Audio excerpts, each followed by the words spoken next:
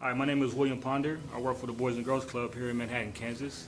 I'm here today with Sharon Davis from the Home Baking Association. She's here to do portable kitchen with our teens here at Eisenhower Middle School. I'm gonna hand it over to Sharon. Thank you, Will. We are so delighted we can be here. Now, you guys are camping in this room, aren't you? And Yes. that's exactly perfect for portable kitchens. So today, kids, what we're making is what? Can you yell it out? Pita bread, that's right. bread. Got it. We're making flatbreads, and it is made with a leavener called what? Yeast. That's right. So we're working with yeast today, and that flatbread you're going to fill and put yummy stuff in, and we'll do that in a little bit. A little more. That's perfect. Jenna, how much flour do you add before you start stirring? 1 cup. Good. That's right. 1 cup, and then stir, and then add some more. Then you're in trouble.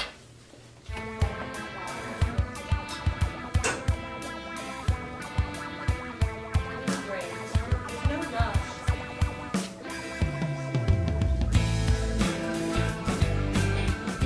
You need only 1 teaspoon of salt. You do, and you know, can I show you how to measure it? When you do your salt, kids, you want to dip your spoon in, and then you can just use the lid to level it off, okay? And that gives you a level teaspoon. More is not better. So there you go, Tree. So you guys are doing great. And the biggest challenge when you get to the next step is when to start kneading. Who knows what kneading is? What's kneading? It's where you like fold it and push it. That's right, and I'm going to show you how to do it, or you can show it if you want to, but what you do want to do is look in your bowl, and Tyreek over here has got a great dough, but would you want to put your hands in it? Not yet. So you're gonna put in the rest of your flour that it calls for and keep stirring it, and the more you stir it, the more gluten you get, and the more elasticity. Now yours is almost ready because it's balled up and it's starting to get loose in the bowl. So you're going to put a little bit of flour around it, and then we'll start to knead it. So this is a perfect example of when it's ready to knead. Everybody look. Everybody look. Okay. See, she has enough flour on it so that it will fall out onto her mat, and we can start kneading. So that's where you need to be.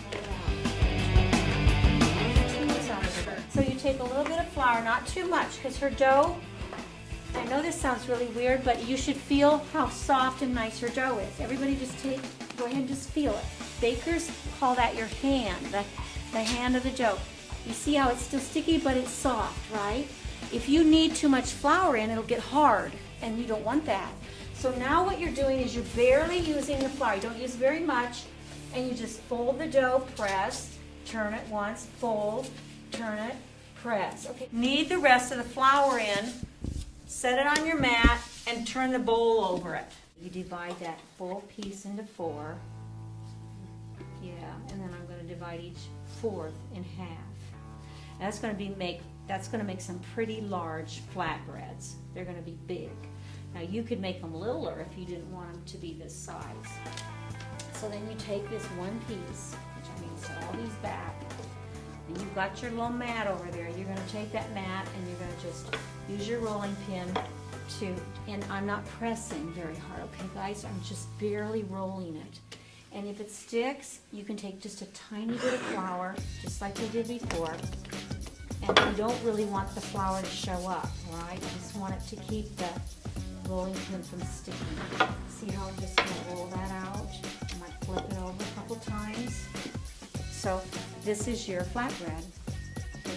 You're gonna go over to a heated griddle, slap it on the griddle, and just bake it on that griddle, okay? See how it'll bubble up? You don't want to squish the bubbles. See how it gets nice and golden? I don't want to flip mine. Yeah. And then kind of, I want the orange one. So here you go. And there's plenty of onions, tomatoes, there's spinach. The spinach is all pre-washed. That's it. There's the actual white onion that makes you cry.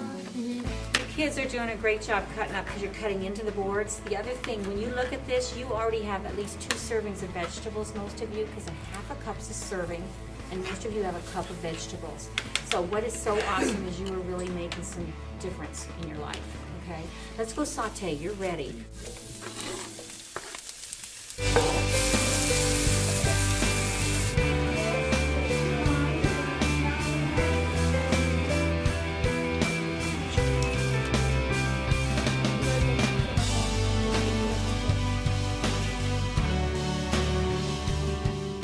why should we do this, AJ?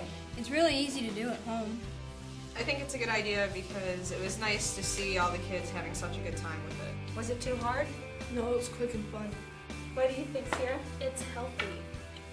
Check it out on the website.